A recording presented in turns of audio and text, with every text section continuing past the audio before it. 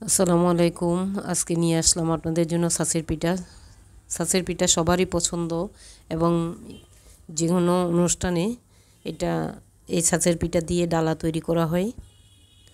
বিয়ে বা শাদী বিভিন্ন মানে সামাজিক অনুষ্ঠানে, বিয়ের অনুষ্ঠানে এই ছাঁচের পিঠা দিয়ে ডালা তৈরি করে।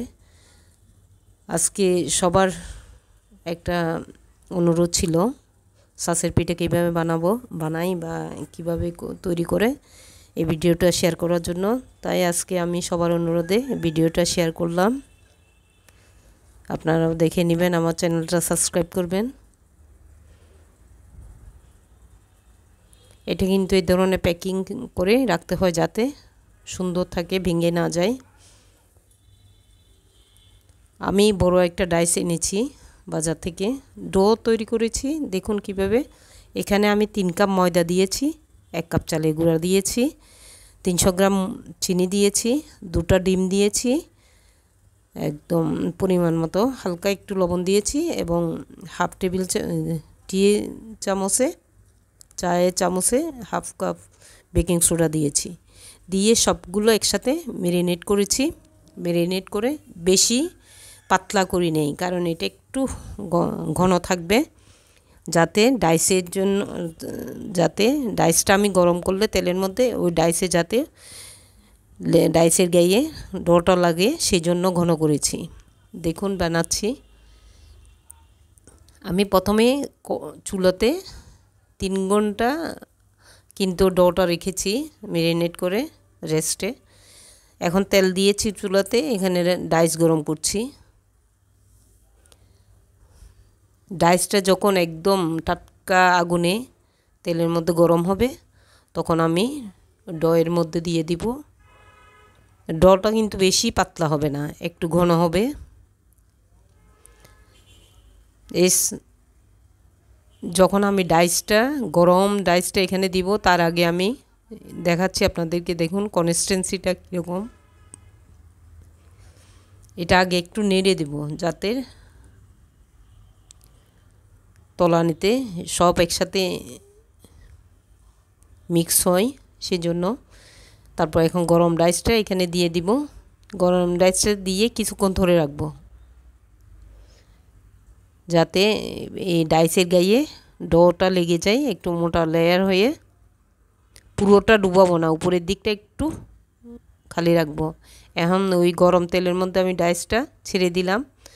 আস্তে আস্তে পিঠাটা বের হয়ে আসলো এবং ডাইসটা বেরিয়ে আসলো। 2-3 সেকেন্ড রেখেই আমি, যখন একটু গোল্ডেন ব্রাউন হবে, উল্টিয়ে দেব। বেশিক্ষণ রাখা লাগবে না, কারণ এটা পুড়ে যাবে। গরম তেলে করতে হয়, এই জন্য পুড়ে যাবে। কিছুক্ষণ পরপরই আপনি নাড়তে থাকবেন এবং উল্টিয়ে দিবেন।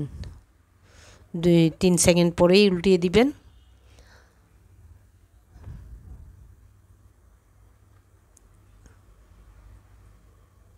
এখানে এইভাবে এই যে ঝাঁঝরির মধ্যে একটু ধরে রাখবেন, তেলটা পড়ে যাবে।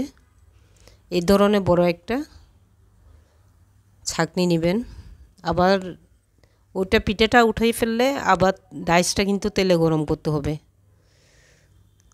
টাটকা তেলে গরম করে ডাইসটা যখন ধোঁয়া বের হবে ডাইস দিয়ে, তখন আপনি ডয়ের মধ্যে আবার চুবাবেন। দেখুন কি সুন্দর হয়েছে পিঠাটা। একটা ফুলের মতো ডাইস কিনেছিলাম, সেটা দিয়ে বানিয়েছি। ডটা আপনার ডাইসটা যখন আবার গরম হবে, এই ডয়ের মধ্যে দিবেন, দিয়ে আবার তেলের মধ্যে দিবেন। এভাবে আবার আরেকটা পিঠা বানিয়ে দেখাবো। ডাইসটা কিন্তু এখানে দেওয়ার আগে চামচ দিয়ে, প্রতিবারেই আপনি চামচ দিয়ে নেড়ে দিতে হবে ডোটাকে, যাতে মিক্স হয় সব একসাথে। পুরো ডাইসটা কিন্তু চুবাবেন না ডয়ের ভিতর।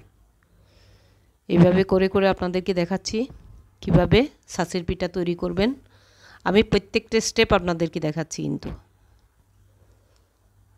ওই যে ছাঁকনির পরে যে লাল কালচে হয়ে যায়, ওই কালোগুলো কিছুক্ষণ পরপর ছাঁকনি দিয়ে নিয়ে নেবেন। এই ধরনের বড় একটা ছাঁকনি নেবেন, তাহলে পিঠাটা ভাজতে সুবিধা হয় আর পিঠাটা ভাঙেও না, আর তেলটা বাড়তি তেলটা পড়ে যায় এই ফাঁক দিয়ে। এই জন্য এই ধরনের একটা বড় ছাঁকনি নেবেন।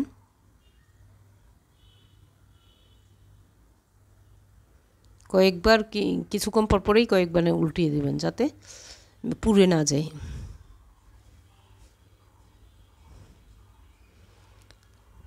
আমার চ্যানেলে কিন্তু সব ধরনের পিঠা, ভাপা পিঠা, চিতই পিঠা, তারপর পাটিসাপটা পিঠা, পুলি পিঠা সব ধরনের ভিডিও শেয়ার করেছি।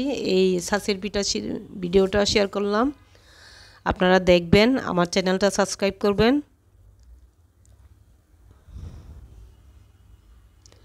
এখানে প্রায় 30টা পিঠা হয়েছে এই ডো দিয়ে।